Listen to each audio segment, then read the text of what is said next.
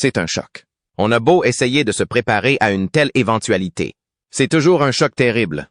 Et nous essayons encore de nous y faire. Et c'est très, très triste. L'annonce du prince Edward de faire ses adieux au palais de Buckingham a provoqué une onde de choc dans le cercle royal et au-delà. Qu'est-ce qui a pu le pousser?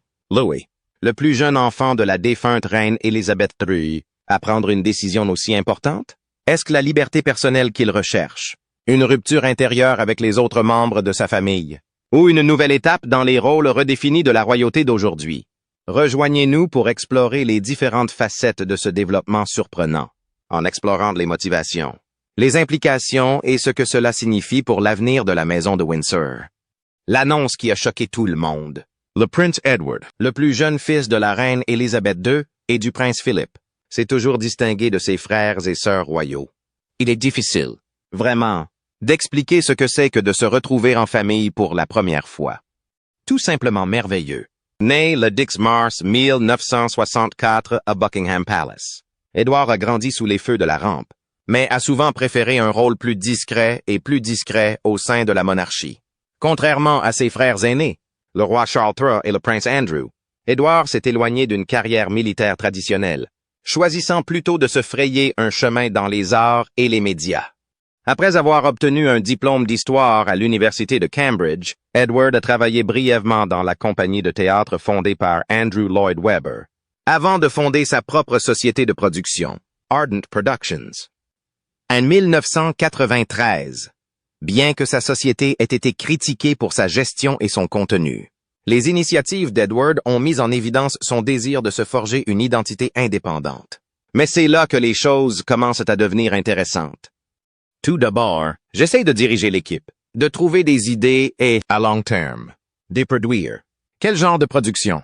En 1999, il a épousé Sophie Rhys-Jones, aujourd'hui duchesse d'Édimbourg, mais les subtilités de la lignée royale étaient probablement la dernière chose à laquelle il pensait, alors qu'ils faisaient leur première apparition publique en tant que mari et femme.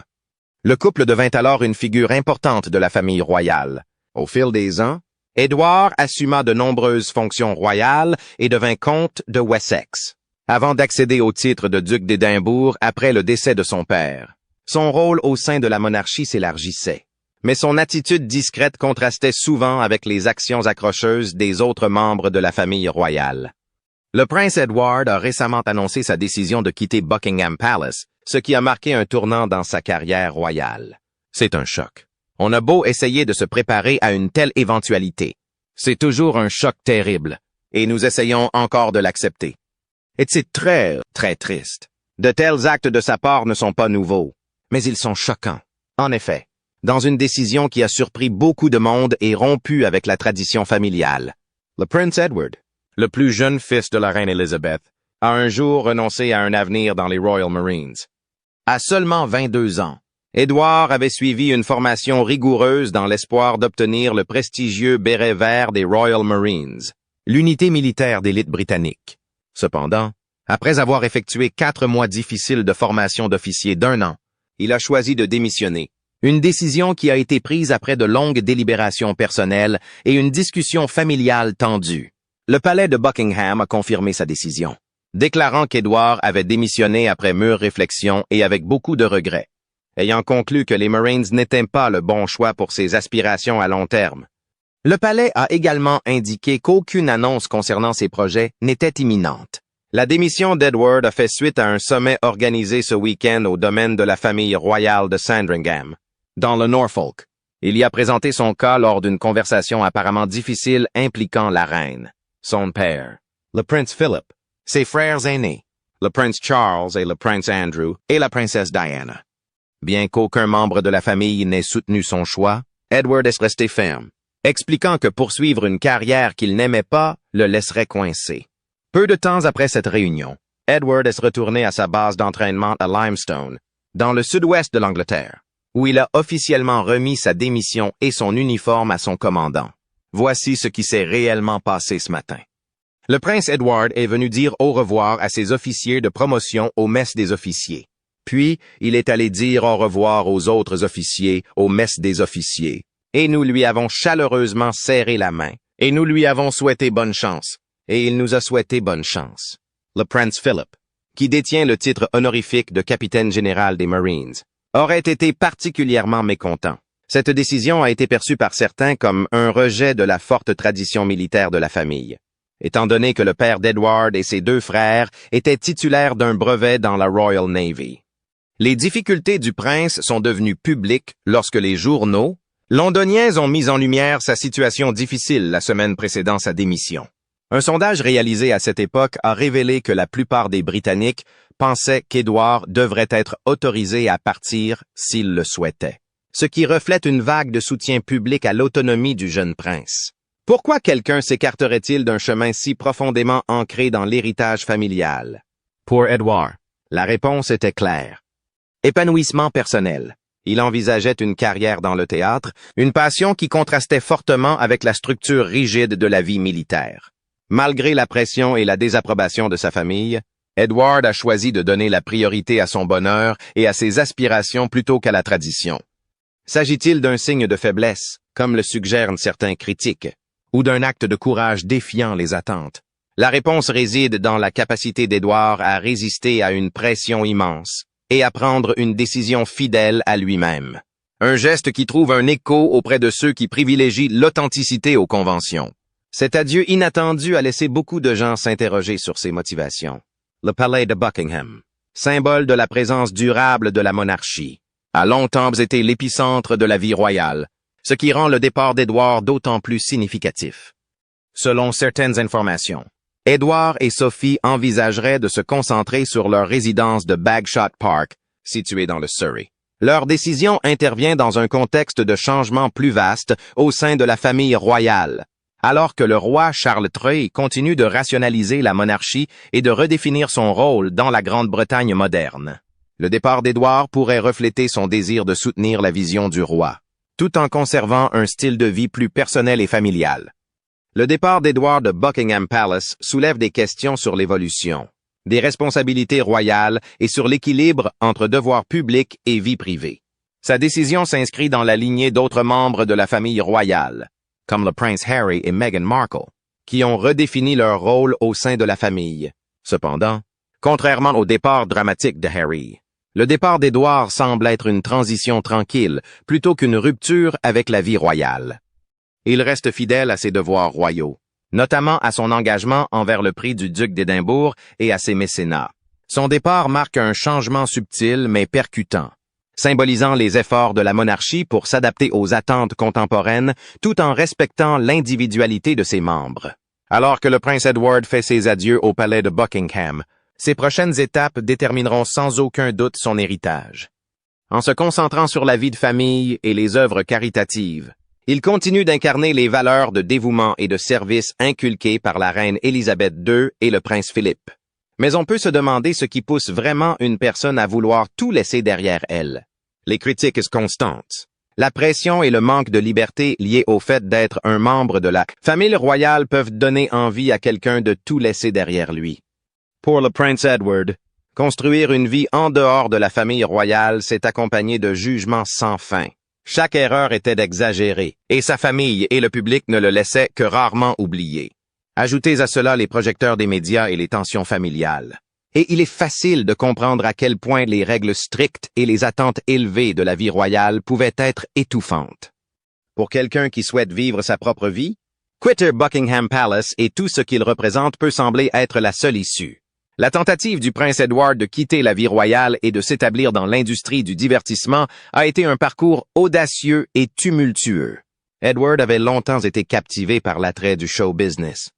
Comme il l'a dit un jour, il adorait le faste du show business, un monde merveilleux de fantaisie et de fantaisie. Et ce qu'il voulait vraiment essayer de faire, c'était de trouver un moyen de les inciter à s'impliquer dans toutes sortes d'activités. Mais je pense que le plus important, les premières incursions d'Edward dans le monde du divertissement ont révélé sa passion et son ambition, mais ont également suscité la controverse. À Cambridge, il participa à des pièces de théâtre et produisit plus tard le Grand Knockout Tournament en 1987, un événement caritatif ridiculisé comme l'attaque la plus dommageable contre la famille royale depuis Cromwell. Sans se laisser décourager, Edward rejoignit le Really Useful Group d'Andrew Lloyd Webber et cofonda une compagnie de production théâtrale en 1990. Cependant, cette entreprise fit faillite au bout d'un an, accumulant 600 de dette. En 1993, Edward a franchi le pas le plus audacieux de sa vie. Il a lancé Ardent Productions, une société qui, selon lui, symbolisait l'ambition, la motivation et la force, avec le rêve de produire des œuvres d'art, des pièces de théâtre et des documentaires sérieux pour la télévision britannique. Edward a minimisé ses liens avec la royauté, insistant sur le fait qu'Ardent éviterait de créer des programmes à thème royal. Sur ses cartes de visite, on pouvait lire simplement Edward Windsor, co-directeur général. Mais l'industrie du divertissement était sceptique. Pour beaucoup, Edward n'était qu'un prince jouant au producteur, et il faisait l'objet d'une jalousie et d'une surveillance considérables. Sa famille a également exprimé des doutes. Le prince Philippe aurait plaisanté en demandant « Pourquoi Edward ne laisse-t-il pas les gens de la télévision faire leur travail et se contentent-ils d'accepter les chèques? » Il a ajouté qu'il ridiculisait la famille royale. Ces doutes semblaient justifiés alors qu'Ardent trébuchait au cours de ses premières années. La première production de la compagnie, Real Tennis, un documentaire sur un sport aristocratique obscur, n'a attiré que 8 spectateurs. Son effort suivant, la satire politique Annie's Bar, a été annulé après une saison et considéré comme de 5e ordre. Confronté à des critiques croissantes et à des pertes financières, Edward a changé de cap. En 1996, il a animé Edward on Edward, un documentaire sur son grand-oncle, Edward VIII. Bien que les critiques aient raillé le programme pour son manque de perspicacité et d'originalité, le succès a été surprenant. Pourtant, la décision d'Edward de s'appuyer sur ses relations royales a suscité de nouvelles réactions négatives. Les journalistes l'accusèrent d'hypocrisie et ses concurrents dans le secteur n'apprécièrent pas le soutien du palais dont Ardent bénéficiait, notamment des images exclusives et des interviews de membres de la famille royale. Mais cela ne s'arrête pas là, et ce détail vous étonnera. Les difficultés d'Edward ne se limitaient pas à son entreprise. Son épouse Sophie a elle aussi été confrontée à des scandales, notamment lorsqu'elle a été dupée en 2000, par un faux chèque se faisant passer pour un client de relations publiques. Ces scandales, combinés aux controverses croissantes concernant Edward, a conduit à une révision des relations d'affaires de la famille royale. En 2001, la famille royale a émis des directives plus strictes pour les membres de la famille royale en activité qui s'engagent dans des entreprises commerciales. La plus grosse erreur d'Ardent a eu lieu en 2000 lorsqu'elle a commencé à produire Royalty AZ, une série pour consacrée à l'histoire de la famille Windsor. Cette série comprenait des événements récents et sensibles qui ont rendu le prince Charles furieux. Lorsqu'il a été révélé qu'Ardent avait filmé près du prince William pendant son séjour à St. Andrews, Charles aurait explosé, traitant Edward de nom négatif.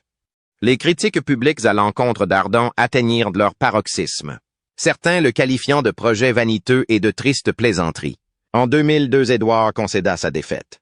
Il démissionna d'Ardent, invoquant le jubilé d'or de la reine et l'augmentation de ses fonctions royales comme raison. Malgré ses adieux optimistes, Ardent a connu une brève période de 17 avant d'être liquidé en 2009 et officiellement dissous en 2011 avec seulement 40,27 restant à sa disposition. Bien que son rêve de succès médiatique ait pris fin, Edward et Sophie ont finalement trouvé leur place en tant que membres de la famille royale à temps plein, respectés pour leur dévouement dans les années qui ont suivi la mort de la reine, les scandales du prince Andrew et le départ de Harry et Meghan. Les difficultés d'Edward ont révélé les défis de l'équilibre entre l'identité royale et l'ambition personnelle, une leçon qui pourrait être applicable à Harry et Meghan alors qu'ils traversent leurs propres aventures post-royales. Comme Edward l'a un jour déploré, c'est une situation sans issue, donc peu importe de quel côté de la barrière on se place. Comment était la vie à Buckingham Palace pour Edward avant qu'il décide de partir? Jetons un œil à la vie à Buckingham Palace. En tant que cadet des 4 enfants de la reine, la vie d'Edward au palais de Buckingham fut à la fois privilégiée et très structurée. Entouré de la grandeur de la vie royale, Edward reçut une éducation unique qui mêlait protocole et chaleur personnelle. Le palais de Buckingham, à la fois résidence officielle et résidence de la reine, offrait un cadre rempli de devoirs cérémoniels et un haut degré de discipline. Edward et ses frères et sœurs Charles, Anne et Andrew, étaient pris en charge par une suite de nounous et de personnel, mais étaient également étroitement surveillés par leurs parents. La reine Élisabeth et le prince Philippe, malgré leurs emplois du temps chargés, consacraient du temps à leur famille, se réunissant souvent dans les quartiers privés du palais pour des repas ou des discussions en soirée. Au cours de ces premières années de la vie d'Édouard, il y avait les grandes visites d'État, tandis que les journées se passaient souvent à jouer dans les vastes jardins du palais de Buckingham. Au palais de Buckingham, Édouard fut encouragé à poursuivre ses intérêts académiques et artistiques. Il suivit des études privées avant de fréquenter la Gordonstoun School en Écosse, où il suivit les traces de son père et de son frère. Son amour pour le théâtre et l'art dramatique apparut très tôt et continua à se développer alors qu'il fréquentait l'université de Cambridge, où il obtint un diplôme en histoire. De retour au palais de Buckingham après ses études, Édouard commence à assumer ses fonctions royales et à envisager une carrière dans les arts. Il travaille brièvement avec la Andrew Lloyd Webber Theatre Company avant de fonder Arden Productions, une société de production télévisuelle. Ce choix le distingue de ses frères et sœurs. Alors qu'Édouard s'engageait dans une voie unique, mêlant activité créative et responsabilité royale, le palais de Buckingham demeurait le centre névralgique de ses fonctions. Qu'il organise des réceptions ou qu'il assiste à des événements officiels, le palais symbolisait à la fois ses responsabilités publiques et ses relations privées. Edward a également résidé pendant quelques périodes au palais de Buckingham avant d'établir sa résidence familiale à Bagshot Park avec sa femme, Sophie, comtesse de Wessex. Mais voici un détail très intéressant. Selon la biographe royale Ingrid Seward, le prince Andrew aurait harcelé son jeune frère, le prince Edward, pendant leur enfance. Nous l'aimions tous, et il était comme le fils un peu capricieux de tout le monde. Alors il a voulu le serrer dans ses bras et il a dit « Oh, je n'aime pas la presse. » Et il a dit « Oh, chérie, je comprends. Tu sais, mais tu dois le faire. » Et il était juste, je suppose qu'il était vraiment très enfantin. Malgré le comportement dominateur d'Andrew, Edward a fini par le surpasser. Excellent sur le plan scolaire et social dans leur école secondaire, Gordonstoun, Edward a surpassé Andrew en devenant chef de classe et en gagnant une place dans l'équipe de cricket First Eleven. Dans son livre de 1993 Royal Children, Seward, rédactrice en chef du magazine Majesty, détaille la relation entre les deux princes. Ayant 4 ans d'écart et étant beaucoup plus jeunes que leurs aînés, le prince Charles et la princesse Anne, ni Andrew ni Edward n'ont eu à assumer les lourdes responsabilités liées à leur statut d'héritier ou de fille unique de la reine. Cependant, Andrew était connu pour sa nature turbulente et ses crises de colère fréquentes, qui comprenaient un comportement compétitif, comme le vol de friandises destinées à Edward. En revanche, Edward, décrit comme un enfant doux et bien élevé aux traits délicats, a d'abord vécu dans l'ombre d'Andrew pendant sa première éducation sous la direction d'une gouvernante au palais de Buckingham. Alors qu'Andrew exprimait sa frustration par des accès de colère, Édouard avait tendance à intérioriser ses émotions, se taisant souvent avec un visage rouge. En grandissant, Édouard s'est distingué à Gordonstoun, excellent dans les sports, le théâtre et le leadership, tandis que le chemin d'Andrew divergeait. Edward finit par intégrer l'université de Cambridge, même si ses notes étaient nettement inférieures aux normes habituelles d'admission. Entre-temps, Andrew poursuivit une carrière militaire, s'engageant dans la marine et obtenant un succès considérable. Bien qu'il ait initialement prévu de suivre un chemin similaire en rejoignant les Royal Marines, il abandonna la formation d'officier au bout de 4 mois, optant pour un autre parcours de vie. La nouvelle de la décision prise par Son Altesse royale a été accueillie avec une déception naturelle. Mais je tiens à dire que nous respectons cette décision. Nous la respectons. Nous comprenons parfaitement ses raisons. La vie qu'il a choisie était une vie privée. Mais était-elle vraiment privée? Et quels étaient les défis que cela lui a posés? Continuez à regarder pour le savoir. Vie secrète et mauvaises impressions. Le prince Edward, duc d'Édimbourg, et son épouse Sophie, duchesse d'Édimbourg, sont depuis longtemps de fidèles partisans de la couronne et sont tenus en haute estime par la défunte reine Élisabeth II. Malgré leur rôle important au sein de la famille royale, ils ont travaillé dur pour rester discrets en ce qui concerne leur vie privée. Ce dévouement à la vie privée les a rendus moins familiers aux yeux. De nombreux fans de la famille royale par rapport aux membres plus en vue de la famille. Mais Édouard est loin d'être une énigme. Au fil des années, il a assumé des responsabilités croissantes, devenant un membre essentiel de la famille royale. Son histoire révèle des dimensions fascinantes et complexes, notamment des rumeurs de querelles entre frères et sœurs, des désaccords sur les titres royaux et une relation tendue avec la presse. Ces aspects laissent entrevoir les facettes d'un homme souvent mal compris. Comment ce prince réservé a-t-il réussi à concilier tradition, devoir et désir d'intimité? L'un des aspects les plus visibles du devoir royal est l'engagement public. Traditionnellement, les membres de la famille royale rencontrent leurs fidèles sujets lors d'événements, les saluant souvent d'une poignée de main. Cette pratique consistant à se mêler au public, connue sous le nom de walkabout, a été popularisée par la reine Élisabeth II, qui souhaitait établir un lien plus personnel avec ses sujets. Au fil du temps, cela est devenu une attente, et des membres de la famille royale, comme la princesse Diana et Kate Middleton, ont adopté cette pratique. Cependant, Édouard a choisi de s'écarter de cette norme.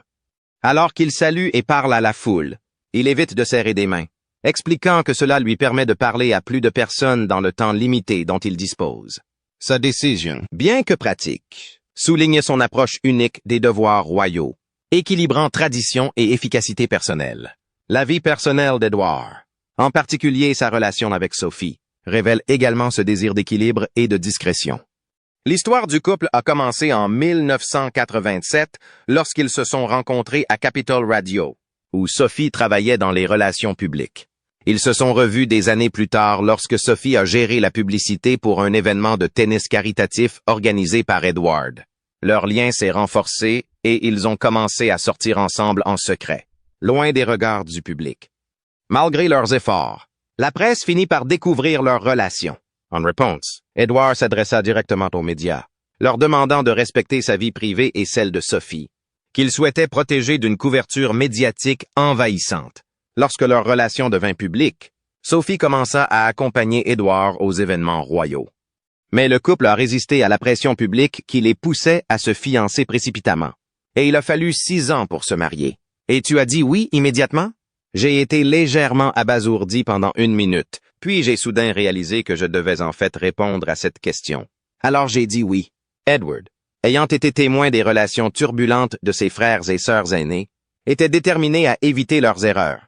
Cette approche prudente démontre son engagement à construire une base stable pour leur avenir commun. Dans ses premières années, les tentatives d'Edward pour protéger sa vie privée se sont parfois retournées contre lui. Ce rare interview télévisé sur sa relation avec Sophie, destiné à calmer les spéculations publiques, a laissé à certains une impression négative. Certains ont interprété ses propos virulents sur le fait de vouloir préserver sa vie privée comme de l'arrogance. À un moment donné, il a carrément dit aux journalistes de s'occuper de leurs affaires concernant sa décision de faire sa demande en mariage. Si sa frustration était compréhensible, son ton a aliéné une partie de l'opinion publique. Après avoir reçu leur nouveau titre de duc et de duchesse d'Édimbourg, le prince Edward et son épouse Sophie ont fait leur première apparition publique le 10 mars 2023. Le couple a rencontré des membres de la communauté ukrainienne devant l'hôtel de ville d'Édimbourg. J'espère que vous voulez me voir. Très bien. Si leur entrée gracieuse dans leur nouveau rôle a enchanté les fans de la famille royale, elle a également suscité des inquiétudes quant à la santé du prince Edward. Mais ce n'est pas tout. Les observateurs ont remarqué qu'Edward semblait sensiblement plus mince, ce qui a amené certains à craindre qu'il ne soit malade. Oh My Mag, via MSN News, a cité un utilisateur de Twitter qui a demandé « Le comte de Wessex est-il malade? » Il a soudainement perdu beaucoup de poids. D'autres ont acquiescé, soulignant son apparence de plus en plus mince. Les spéculations vont de la maladie aux effets du stress ou du deuil. Étant donné qu'Edward a perdu ses 2 parents en peu de temps, malgré l'inquiétude du public. Aucune source officielle n'a indiqué qu'Edward était malade. Le journal allemand Bunte a rapporté que Buckingham Palace leur avait assuré que tout allait bien. Le prince Edward va bien. Bien qu'aucune preuve concrète de cette affirmation n'ait été fournie, le prince Edward a reçu le titre de duc d'Édimbourg du roi Charles pour son 59e anniversaire en mars 2023. Le roi Charles a nommé son plus jeune frère, le prince Edward, duc d'Édimbourg, un titre détenu, bien entendu, par son défunt père, le prince Philip, pendant plus de 70 ans. Le défunt prince souhaitait que le prince Edward obtienne le titre de duc après sa mort. Auparavant, Edward détenait le titre de comte de Wessex, le titre de duc d'Édimbourg, détenu par leur défunt père, le prince Philip, pendant plus de 70 ans, avait un poids émotionnel considérable. Beaucoup s'attendaient à ce qu'Édouard en hérite, car la reine Élisabeth lui aurait promis le titre avant son décès. Cependant, le processus n'a pas été simple. Le roi Charles avait d'abord envisagé de réserver le titre à sa petite-fille, la princesse Charlotte, dans le cadre de sa vision de modernisation et d'affaiblissement de la monarchie. Cette décision aurait porté préjudice à Édouard, qui a été un fidèle soutien de Charles, en particulier lors des controverses impliquant leur frère, le prince Andrew.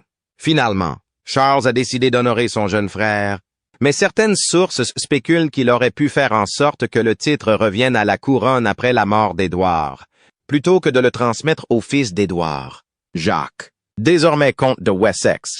Il est intéressant de noter que le choix du titre d'Édouard reflétait ses préférences personnelles. Le jour de son mariage en 1999, plutôt que de recevoir un duché, Édouard a demandé à être nommé comte de Wessex. Selon le Mirror, Édouard s'est inspiré du personnage de Lord Wessex dans le film Shakespeare in Love et a demandé à la reine ce titre unique. La reine accepta et Édouard devint le premier de ses fils à ne pas détenir de duché à cette époque.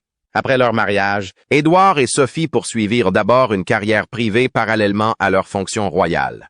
Cependant, en 2002, ils passèrent à des rôles royaux à plein temps pendant l'année du jubilé d'or de la reine.